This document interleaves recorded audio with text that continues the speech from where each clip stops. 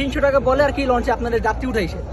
পরে আর কি লঞ্চে উলান নিয়ে কালীগঞ্জ ঘাট দেওয়ার পরে ওইখানেও 300 টাকা কাটার পরে এখানে যখন ইলিশটা আসবে তখন আপনাকে এই লঞ্চটা ভাড়া আরো 50 টাকা বাড়ায় ফেলাইছে, ঠিক আছে।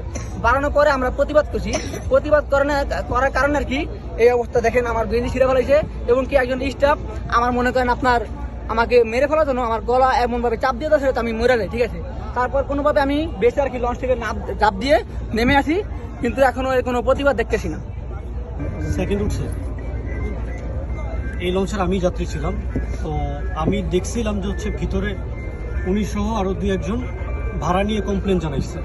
তো ঈদের সময় হয়তো উনি অন্য সময় আসছে, ভাড়া মনে হয়েছে তুলনামূলক একটু বেশি, তো উনি এটা জিজ্ঞাসা করতেই পারে, কারণ যাত্রী হিসাবে ওনার এই রাইট আছে। তো উনি সহ আরও 4-5 লোক ছিল যারা এই কমপ্লেনের সাথে একমত পোষণ করছিল। আর লঞ্চের যে সুপারভাইজার ছিল তাকে জিজ্ঞাসা করা হয়েছিল যে হচ্ছে ভাড়া কেন বেশি।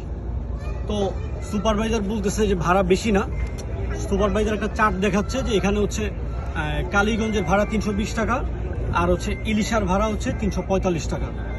তো সুপারভাইজার এই বক্তব্য দিয়ে সুপারভাইজার হচ্ছে এখান থেকে সরে আসছে। পরবর্তীতে এখানে অনেক গোলাগুলি হয়েছে, কিন্তু আমার কথা হচ্ছে একজন যাত্রী হিসাবে এই ভাই প্রতিবাদ করতেই পারে ভাড়া নিয়ে, কিন্তু এরকম হিট করে, এটা এরকম আঘাত করে বা হচ্ছে গলা চাপ দেওয়া, যেটা আমি দেখেছি। তো আপনারা যারা আছেন, এটা কি আসলে কি ঠিক হয়েছে? সবাই বলে ঠিক হয় না, ঠিক হয় না। এটা আমিও বলেছিলাম যে আসলে যে হচ্ছে একজন মানুষ ভাড়া নিয়ে কথা বলতেই পারে, তার মানে যে হচ্ছে তাকে মেরে হচ্ছে এরকম সমাধান, এমন বাংলাদেশ সত্যি আমরা চাই নাই। কারণ আমরা চাই নির্ধারিত যে ভাড়া আছে সেই ভাড়া দিয়ে আমরা সবাই যাতায়াত করব, এতে কোনো সন্দেহ নেই। কিন্তু কথা হচ্ছে কেউ কথা বললেই যে হচ্ছে কেউ আওয়াজ তুললেই যে এরকম মেরে আওয়াজ বন্ধ করে দিবে, আওয়াজ একজনের বন্ধ করে দিলে হয় না।